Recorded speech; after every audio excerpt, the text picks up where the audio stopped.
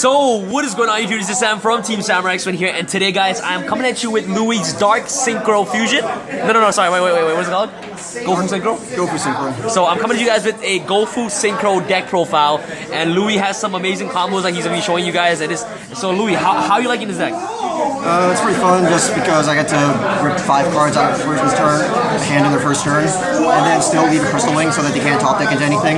Wow, okay, so the reason why you're playing this deck is because Gofu is out, right? Yes, and more importantly, Qual Dragon, because you really get the draw ending going with it. Okay, so how is Gofu working for you?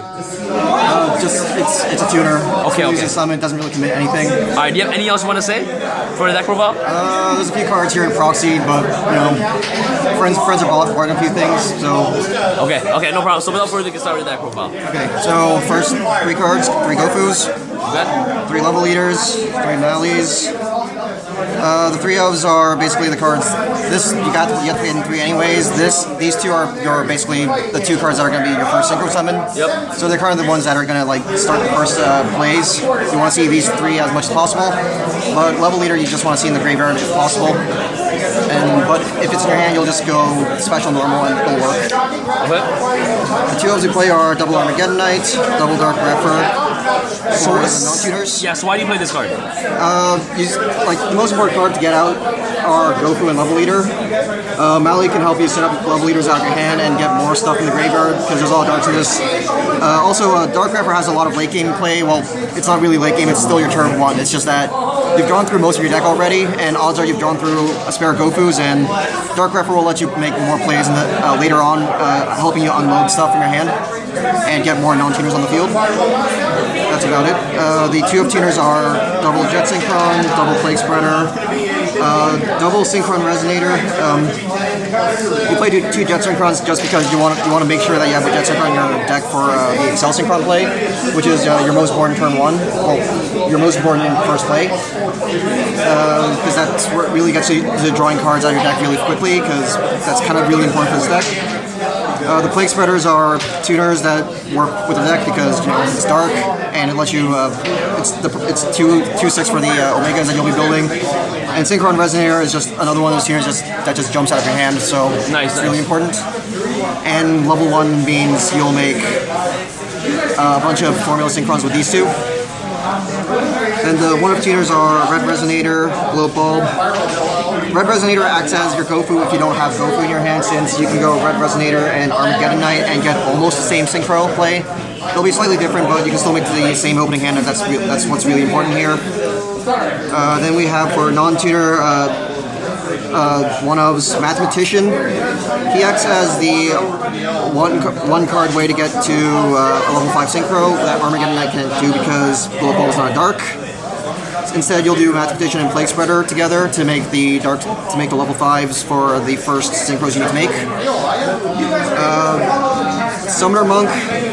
I'm only playing 1 because 2 can get bricky in this deck, just because you want to draw into better stuff later. Because you are going to be drawing through all your Summoner Monks if you play 2. And otherwise, it's basically your choice between making another Armageddon Knight or Dark Refer. And the last one is Doppel Warrior. I'll be honest, I really don't like the card, but I just kind of need sometimes a level 2 non-tuner sometimes. Just because sometimes I'll be forced to make a Tatsunoko with a level 1 tuner, and this is probably the best way to get out of that. That's it for the monsters. Alright, so that's pretty much it for the monsters. For the spells, we have 3 Instant Fusion. The OCG's been playing, has the fortune of playing Monster Reborn and Art Destruction in their build, as well as Pot of Avarice. Oh, Avarice, Pot of Avarice. Unfortunately, we don't get to do that, so we lose out on a lot of good ways to make consistency, but instead we get to play 3 Instant Fusion, so we might as well take advantage over that. Since Instant Fusion will also be, if you have a level 1 tuner in your graveyard, the level 5 synchro you need to start your plays. Then we have 2 Resonator Call for searching the Resonators, self-explanatory. We're playing 2 Allures. It's a dark deck, obviously we need them. And the cards I'll be showing that are a bit more unique are DDR and Left Arm Offering. Alright, so explain these cards, Louis. So it's really important that you get into your soul charge as you're drawing through your deck. But you'll also be going through a lot of crap in your deck that you don't want to otherwise draw anyways, like Spirit Armageddon Knights and Reppers. Left arm offering will let you just shred that away and just get to a soul charge quicker. DDR is what lets you do the ripping 5 cards out of your opponent's hand on your first turn play. Okay. Since what you'll do is you'll make the Omega and then use DDR to, like, after banishing a card from your hand, to bring back the Omega and banish another one again. Okay. And but that's really an extra play. The real play you're doing this with this is to usually get out tuners that have been banished, because you have Jet Synchrons and Plate Spreaders, so that's mainly for. And left arm offering, it'll get you to all your spell cards that you really desperately need. Then we have the 1-for-1, Soul Charge, Rhoda, Foolish, and Upstart. Just all normal stuff. Yeah, 1-ups, okay. Awesome. Do you want to go off to your extra deck, Louis?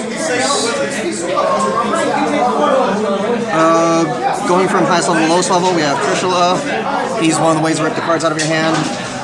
You can also choose to save your Trishula for your opponent's turn and then make it with a Formula Synchron so that you can do the quick play Trishula on their turn. Crystal Wing, he's the way you lock out your opponent's first card monster. It's on their turn. Given that you will only give your opponent 1 monster to play anyways, that's all you need. 3 Omegas, the third one, Friends Borrowing It. It's the way you're playing the deck. Rip all your opponent's hands. Nice. Then we have the Ancient Fury to unclog extra cards, monsters you drew into. Usually you'll be using it for your tuners. Awesome. Then we have Charge Warrior, Double Coral Dragon. This is like the way you draw into multiple cards in your deck, because usually what you'll do is, after you summon a Coral Dragon, you'll level eat the Coral Dragon and then synchro into another one, and then into Charge Warrior again, and that's like 3 draws. Nice. And 4 if you have the Hyper Librarian out. It's the way you draw into your cards, basically. Then we have the Hyper Librarian.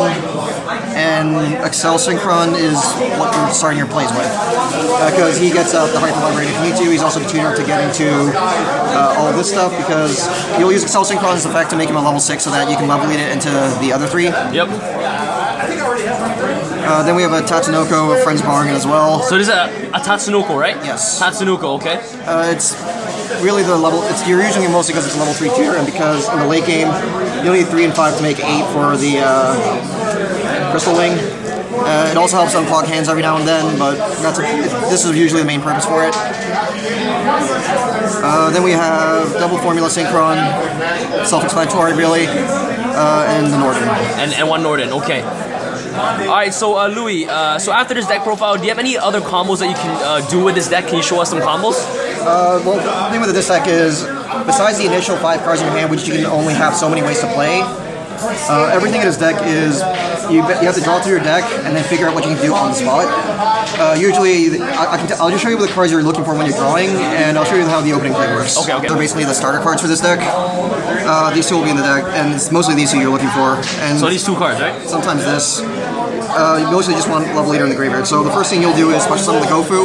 You're not summoning the tokens, and then you're going to normal summon the Armageddon Knight. You're sending level leader to the graveyard, and then level leading the Gofu to 4. And the first thing you're synchroning for is Excel Synchron. Then you're going to make Excel Synchron level 6 by sending Jet Synchron to the graveyard. So these 2 are in your grave, these 2 are in your field. Then you're going to level lead the Excel Synchron to level 5. Synchro these. Before you synchro these 2, you're going to discard 1 card to make the Jet Synchron on the field, then synchro these 2 for Hyper Librarian so you can start drawing your cards. So then we have 5 and 1 because you level 8 this. You make 6, and you go into Coral Dragon, then you draw a card off of Hyper Librarian, so that's your first draw. Then you level 8 the Coral Dragon, do it again, make the other Coral Dragon. Coral Dragon and Librarian both trigger, so you draw 2 there.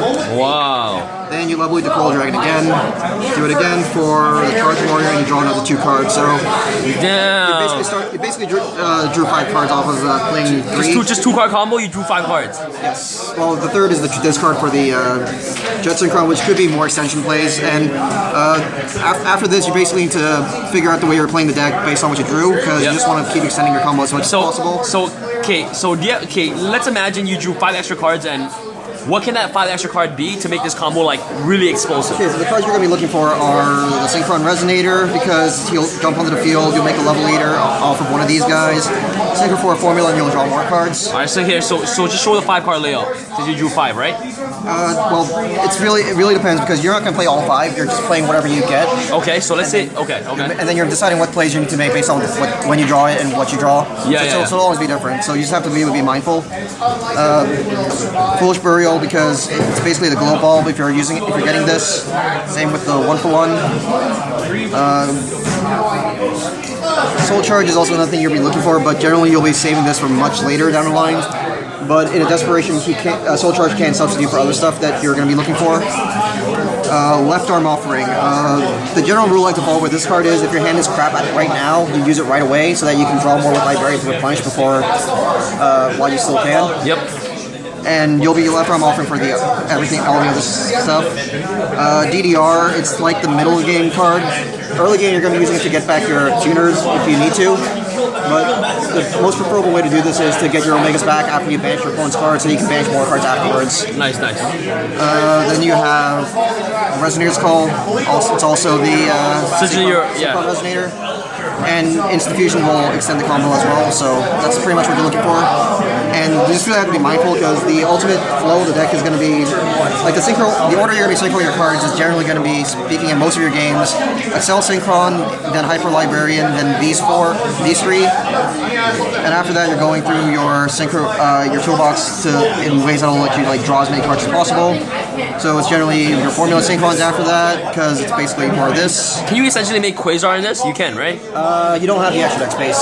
Okay. But you could, but it's one Quasar isn't going to do much compared to 3 Omegas. Yeah. Okay. Awesome. And after that, you're going to be looping to your Omegas to get all your because they'll clear the board for you so that you don't clog, and they'll also give you level leader targets that'll leave the field right away, so that you don't have to mess up the level on your other cards. But you're not going to be summoning all your Omegas really quickly. It's usually about 2 here, and then you save the last one for later. After that, you're going to need your Ancient Fairies and Nordics to extend your combos. This is these are also the cards that'll, you'll usually use the Ancient Fairy after to make the Trishula. Omega is also possible, and sometimes you'll make a Crystal Wing, but making the Crystal Wing can clog you because you do need to make the Trishula eventually. Okay. Generally, what it means with these 3 is between Ancient Fury and Librarian, and sometimes in odd scenarios the Charge Warrior.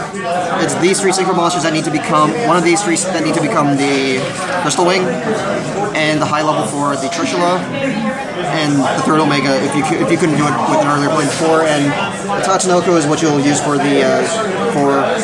making Crystal Wing with the Librarian if you need to. Although the Tatsunoko can also act as the 3 tuner if you have a Maui or a level 6 Ancient Fury if you level 8 it. And that's about it, really. Okay, awesome. But the combo you just showed is basically like the 5-card draw power, which is only 2 cards, right? 3 because you're just starting 1 for the Jet Synchro. Okay, awesome. All right, Louis, do you have any else you want to say about this deck? Well, not much other than it's crazy. I'm kind of jealous that the OCG gets to play